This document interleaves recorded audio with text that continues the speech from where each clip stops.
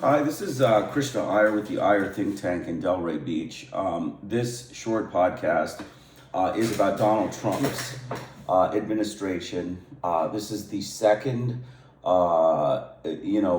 instance in which the U.S. government has struck an alleged boat in the Pacific. The second since President Maduro was captured by the U.S. military. I'm going to read an article from CBS. It's basically, it says that the U.S. military struck an alleged drug-carrying boat in the Eastern Pacific on Thursday, marking the 38th vessel to be struck over the last 5 months in Latin American waters, and the second this year. 2 people were killed in Thursday's operation, U.S. Southern Command said in a post on X. The military alleged that the boat was operated by a designated terrorist organization was traveling on the known narco-trafficking routes. It didn't name the boat's operator, but the Trump administration has listed several Latin American drug cartels as terrorist groups.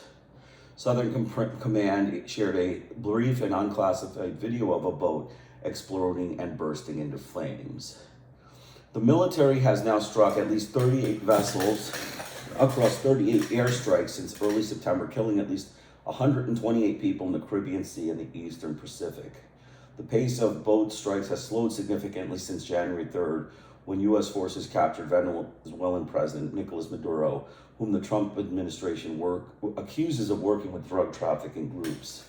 Just 2 vessels have been struck since then, including a boat that was hit in the Pacific on January 23rd and one that was struck on Thursday. President Trump has argued that boat strikes are necessary to quell narcotics trafficking. His administration has told Congress the U.S. is in a non-international armed conflict with drug cartels, and the alleged smugglers who crew the boats are unlawful combatants. Critics, including Democratic lawmakers, argue the strikes are legally unjustified and accuse the administration of failing to produce enough evidence that the boats were carrying drugs toward the U.S.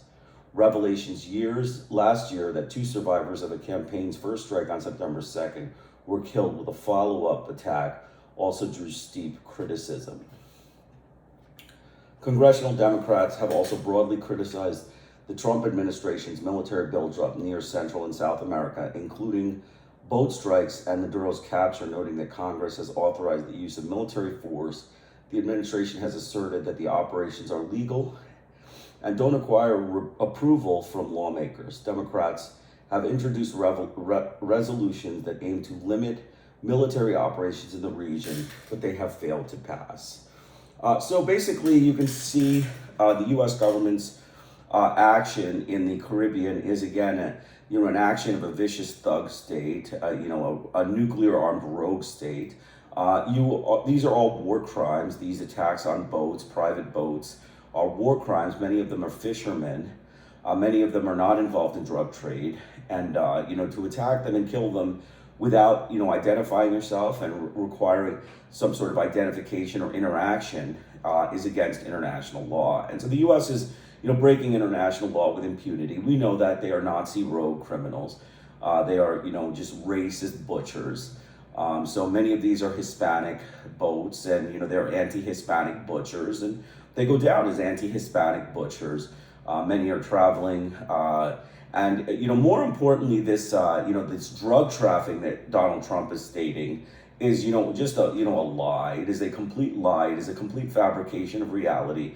As we said, Donald Trump is a poor leader. He is a poor, president. He is reading at a 4th grade level. He wants to be Mr. James Monroe, but he doesn't even know who Mr. James Monroe is. He is a fat, obese racist, and he is a draft dodger.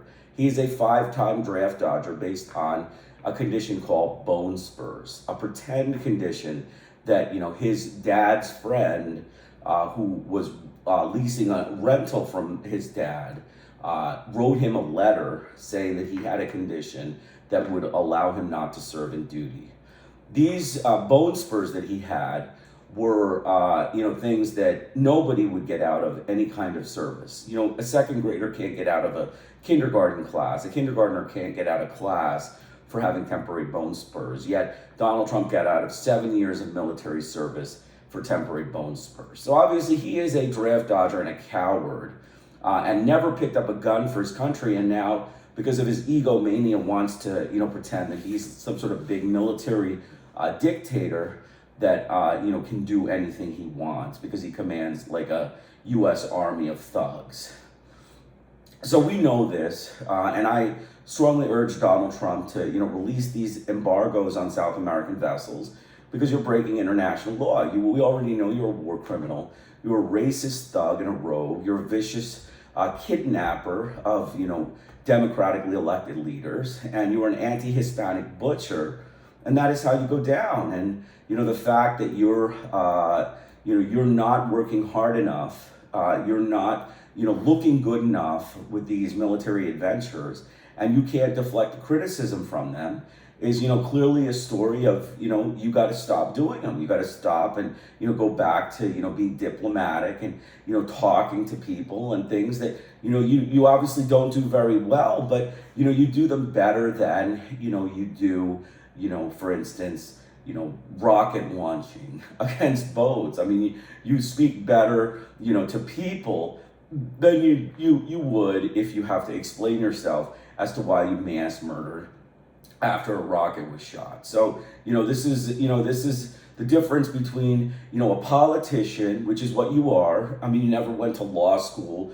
you never went to business school, you never went to medical school, you never had any Senate or congressional appointment. You're a five-time draft dodger.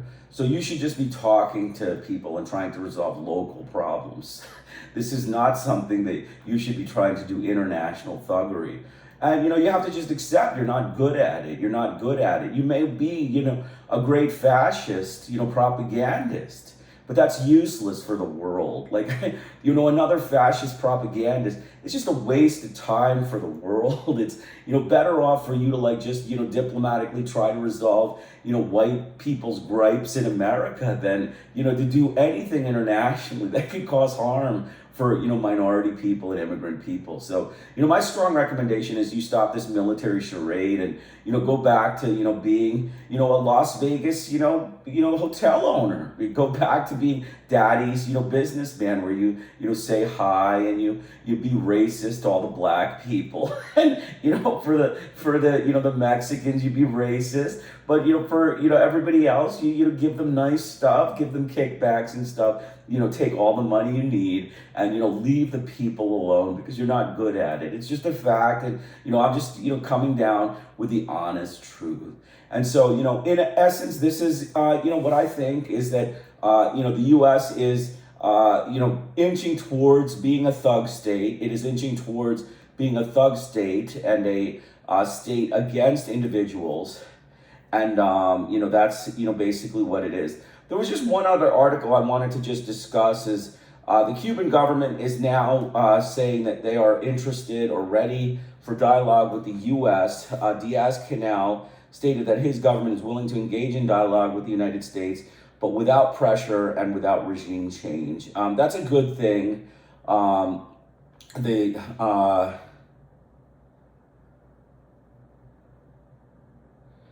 Donald Trump announced extraordinary tariffs on countries that send oil to Cuba, which is exacerbating the island's fuel shortage.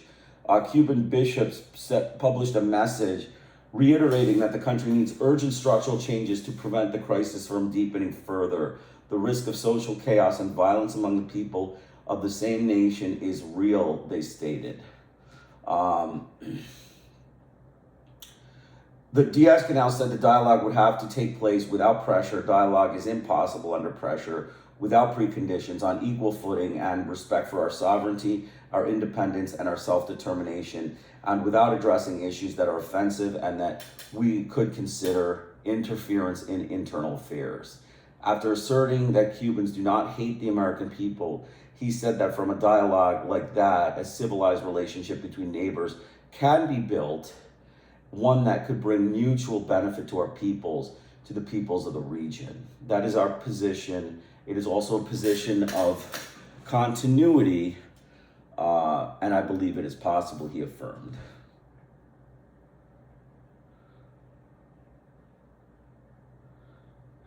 Trump, in an interview yesterday, stated that we are talking with Cuba and recalled that thousands of Cubans were forced to emigrate to the United States because of communism. However, on February 4th, Cuba's Deputy Foreign Minister Carlos Fernandez de Cosio told CNN a change in the system of government would not be discussed with the United States. We are not ready to discuss our constitutional system, just as we assume the United States is not ready to discuss its constitutional system, its political system, or its economic reality.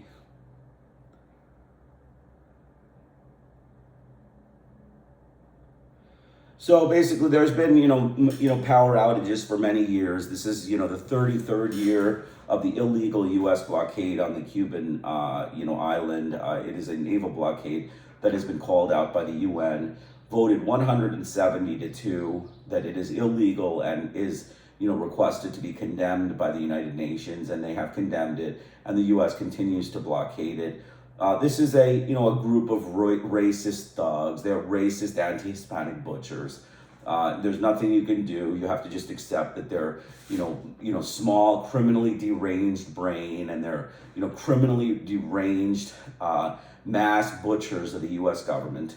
Will continue to do this until the cows come home, and it's not getting anywhere. It doesn't get anywhere.